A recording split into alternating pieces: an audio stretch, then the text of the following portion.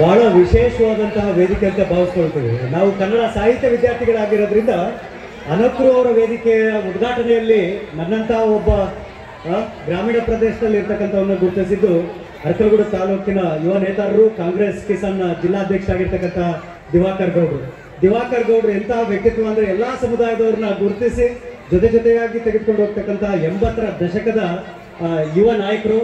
ನಿಮಗೆ ಮೊದಲನೇದಾಗಿ ಧನ್ಯವಾದಗಳನ್ನು ಹೇಳ್ತೀನಿ. ಒಳ್ಳೆ ಕೆಲಸ ಮಾಡ್ತಾ ಇದ್ದೀರಾ. ವೇದಿಕೆಯನ್ನು ಮಾಡಿದ್ದು ನಿಮಗೆ ದೊಡ್ಡ ಆಶೀರ್ವಾದ ಅದು. ಇನ್ನು ಎರಡನೇದು, ನನಗೆ ತುಂಬಾ ಸಂತೋಷ ಕೊಡ್ತಾ ಇರೋದು, ಕೋವಿಡ್ ಸಂದರ್ಭದಲ್ಲಿ ಬಹಳಷ್ಟು ಜನರಿಗೆ ಹೇಳಿದೆ, ಯಾರೇ ಫೋನ್ ಮಾಡಿದ್ರು ಕೂಡ ಕರೆ ಕೊಟ್ಟು ಕೇವಲ ಜಿಲ್ಲಾ ಪಂಚಾಯತಿ ಸದಸ್ಯನಾಗಿ ಕೆಲಸ ಮಾಡಿದಂಥವ್ರು ಆ ಸಂದರ್ಭದಲ್ಲಿ ಮಾಡಿದಂತಹ ಒಳ್ಳೆ ಕೆಲಸ ಮತ್ತು ಅವ್ರ ತಾಯಿ ಆಶೀರ್ವಾದ ಮತ್ತು ಅವ್ರ ತಾತನ ಆಶೀರ್ವಾದ ಮತ್ತು ಅವರಲ್ಲಿರ್ತಕ್ಕಂತಹ ಮುಗ್ಧ ಸ್ವಭಾವ, ಎಲ್ಲರನ್ನ ಪ್ರೀತಿಯಿಂದ ಕಾಣ್ತಕ್ಕಂಥ ಸ್ವಭಾವ ಹಾಸನ ಜಿಲ್ಲೆಯಲ್ಲಿ ಒಬ್ಬ ಸಂಸದರನ್ನ ಕಾಣಲಿಕ್ಕೆ ಸಾಧ್ಯ ಆಯಿತು. ಅದು ಯಾರು ಅಲ್ಲ, ಶ್ರೇಯಸ್ ಪಟೇಲ್ ಅವರು. ಇವತ್ತು ಮೊದಲನೇ ಸಲ ನಾನು ವೇದಿಕೆಯಲ್ಲಿ ಅವ್ರನ್ನ ನೇರವಾಗಿ ಭೇಟಿ ಮಾಡಿರೋದು. ಕೇವಲ ಫೋನ್ನಲ್ಲಿ ಮಾತಾಡಿಸ್ತಾ ಇದ್ದಿದ್ದು ನಾನು, ಅಣ್ಣ ಖಂಡಿತವಾಗ್ಲೂ ಕೆಲಸ ಮಾಡ್ಕೊಡ್ತೀನಿ ಅಂತ ಹೇಳಿ.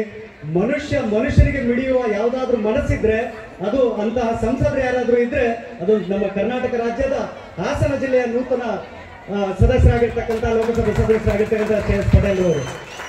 ಇನ್ನ ಸಿಂಡಿಕೇಟ್ ಸದಸ್ಯರಾಗಿದ್ದಾರೆ ಮೈಸೂರು ವಿಶ್ವವಿದ್ಯಾಲಯದಲ್ಲಿ. ಬಹಳ ಚಿಕ್ಕವರೆಲ್ಲ ಇವತ್ತು ಸಾಧಕರಾಗಿ ನಿಮ್ ಕಣ್ಣೆದುರು ಕಾಣ್ತಾ ಇದ್ದಾರೆ.